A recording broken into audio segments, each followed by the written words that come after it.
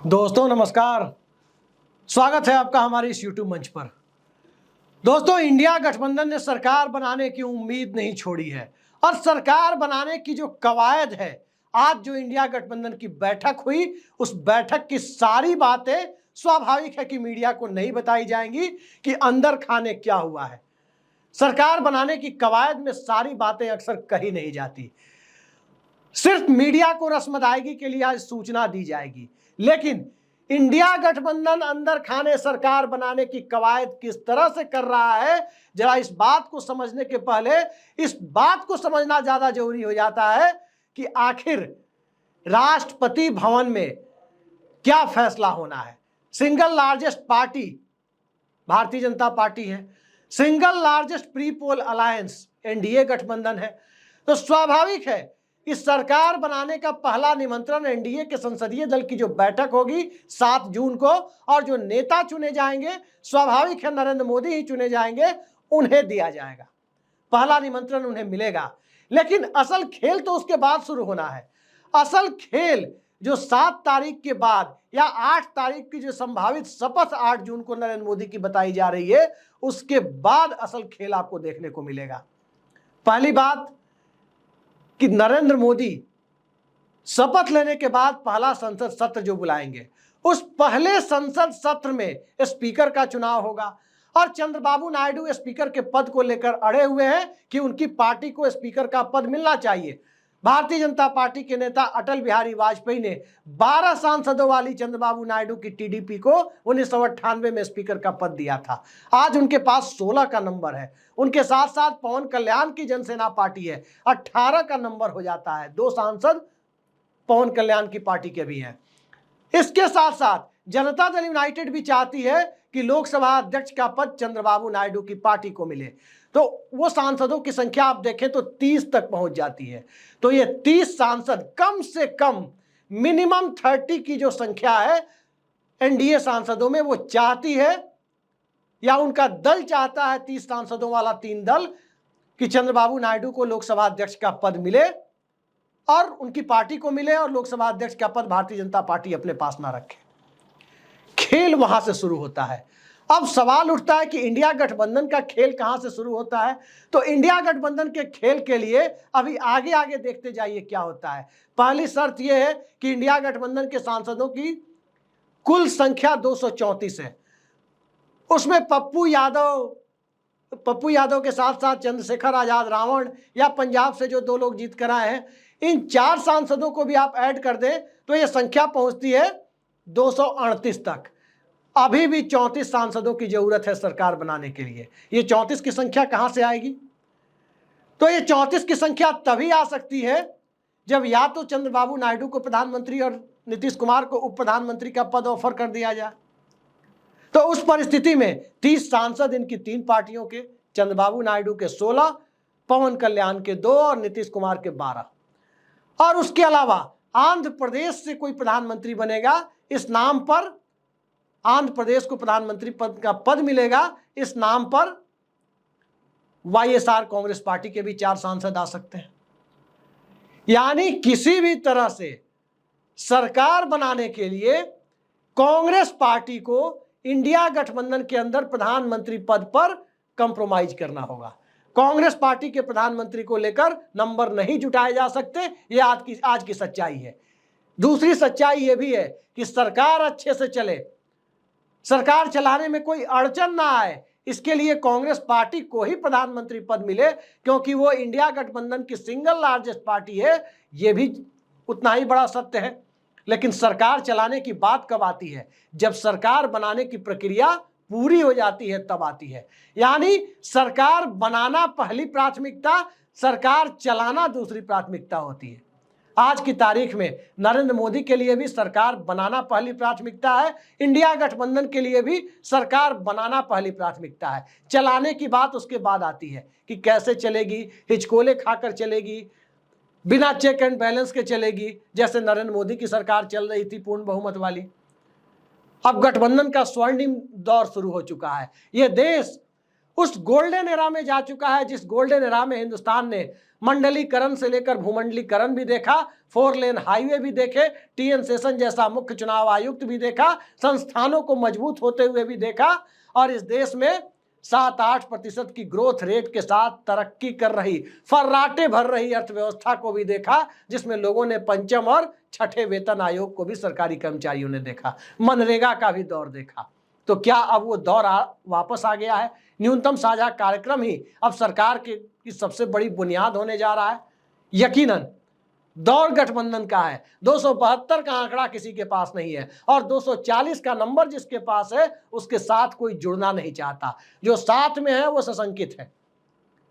तो पहला फॉर्मूला कि स्पीकर का पद किसी भी प्रकार से चंद्रबाबू नायडू हासिल करें एनडीए के अंदर, और यदि भारतीय जनता पार्टी स्पीकर का पद देने से मना कर देती है तो पूरा विपक्ष मिलकर स्पीकर के लिए चंद्रबाबू नायडू की पार्टी की तरफ से उम्मीदवार को खड़े करे, और चंद्रबाबू नायडू की पार्टी का उम्मीदवार ही स्पीकर के पद का चुनाव मजबूती से लड़कर जीत हासिल करे। और यह मुश्किल काम नहीं है। सबसे बड़ी कवायद जो आज की तारीख में चल रही है कि असली चाणक्य कौन?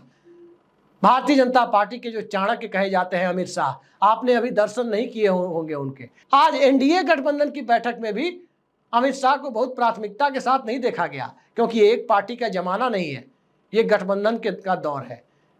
यहां इंडिया वर्सेस एनडीए की बात है। गठबंधन सरकार चलाने का अनुभव नरेंद्र मोदी को न तो गुजरात में है न ही केंद्र में है। उनका मिजाज ही गठबंधन वाला नहीं है।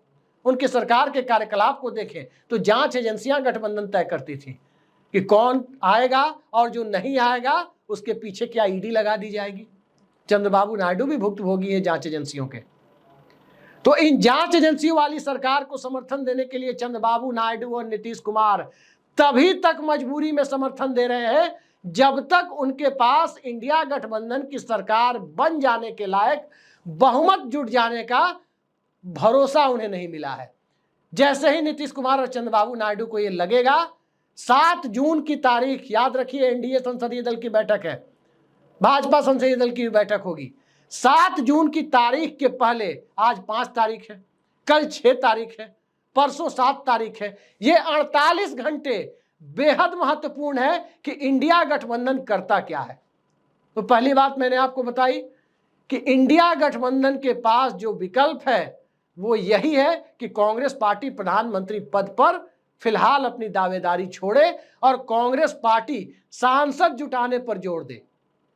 सांसद जुटेंगे कैसे? 3 पार्टियों के सांसद, नीतीश कुमार, चंद्रबाबू नायडू और पवन कल्याण, 30 सांसद तो ऐसे ही आ जाएंगे। लेकिन 30 सांसदों से भी यह आंकड़ा 268-69 तक ही पहुंचेगा, 272 तक नहीं जाएगा।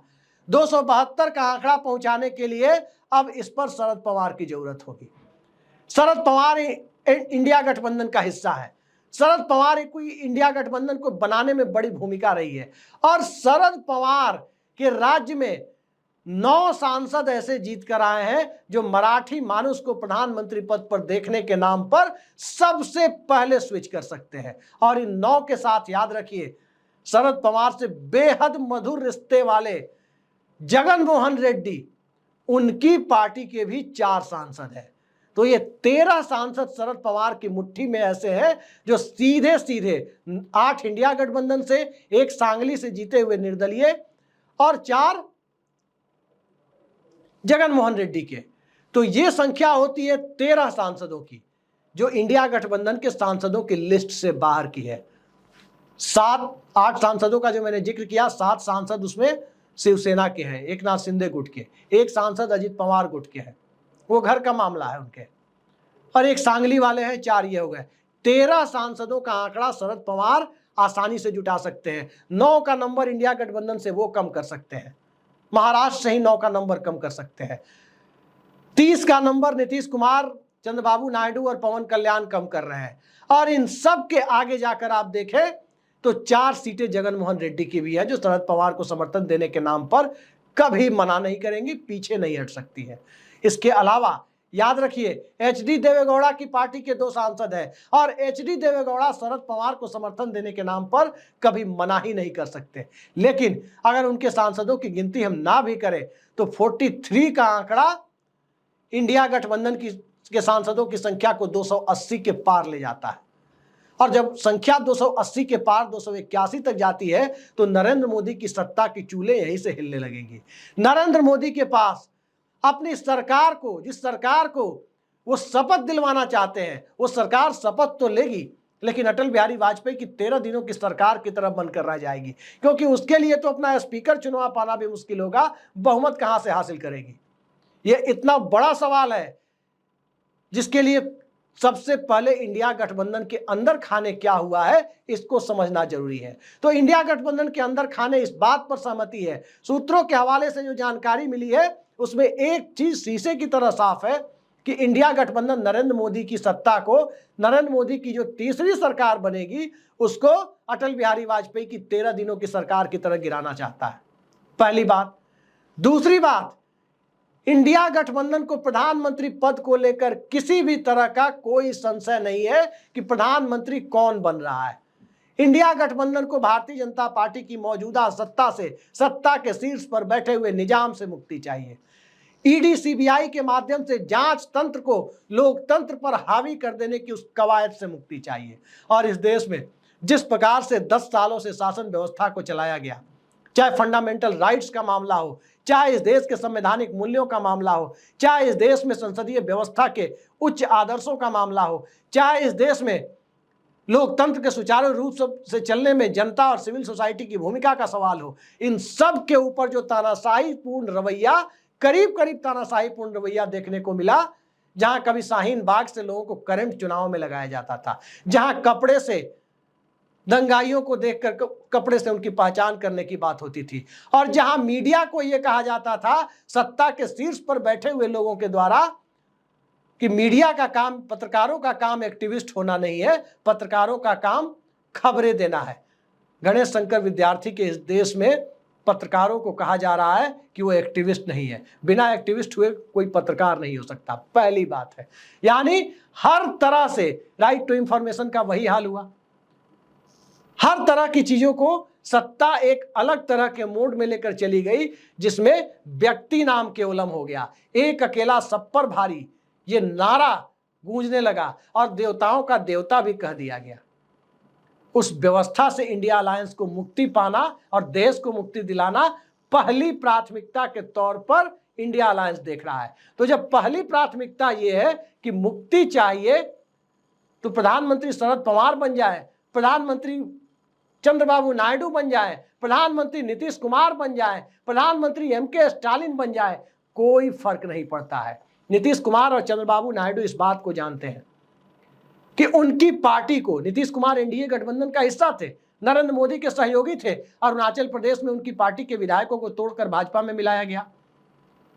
नीतीश कुमार वो जख्म भूले नहीं है, चिराग मॉडल का जख्म वो बिहार के विधानसभा चुनाव का भूले नहीं है, कैसे उनकी पार्टी के आकार को, विधानसभा में उनकी संख्या को छोटा किया गया। नीतीश कुमार उस परिस्थिति को भी नहीं भूले हैं जिस परिस्थिति में आरसीपी सिंह को जनता दल यूनाइटेड के अंदर एक अलग तरीके की भूमिका के लिए कथित तौर पर तैयार किया जा रहा था। चंद्रबाबू नायडू भी उस दौर को नहीं भूले हैं जब जांच एजेंसियों की कृपा से इसी मोदी राज में उन्हें जेल जाना पड़ा था। उस परिस्थिति को भी वो नहीं भूले हैं जब उनकी पार्टी के राज्यसभा सदस्यों को तोड़ करके बीजेपी में मिलाया गया। ऐसे ही वो अविश्वास प्रस्ताव लाने को मजबूर नहीं हुए थे। पवन कल्याण की जहां तक बात है, जिधर नायडू जाएंगे वो उधर जाएंगे, यह स्पष्ट है। तो आज की तारीख में इंडिया गठबंधन ने शरद पवार को ग्रीन सिग्नल दे दिया प्रधानमंत्री बनने के लिए।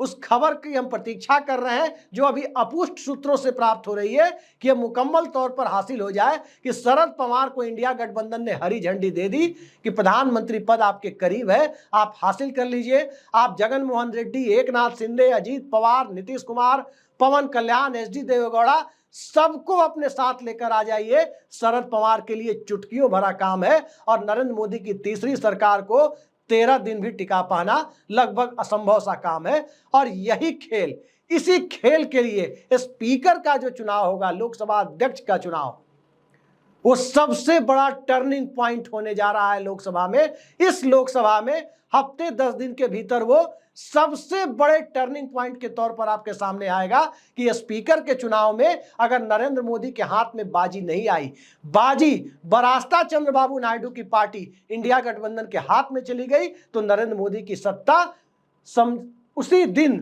धाराशायी होने की स्थिति में पहुंच जाएगी। ये आज की हकीकत है। सरकार संख्या बल से बनती है और संख्या बल के मामले में इंडिया गठबंधन के पास आज भी 34-35 सांसदों की कमी है और उस कमी को पूरा करने के लिए वही नेता कमी को पूरा कर सकता है जो चंद्रबाबू नायडू और जगन मोहन रेड्डी को भी साध सके, नीतीश कुमार और एचडी देवेगौड़ा को भी साध सके और इसके साथ साथ एकनाथ शिंदे और उद्धव ठाकरे के सांसदों को भी साध सके। पूरा गेम इन 6 पार्टियों पर टिका हुआ है कि अंततः होता क्या है। तो देखते जाइए पूरा खेल किस दिशा में जा रहा है। आज के लिए इतना ही। नमस्कार।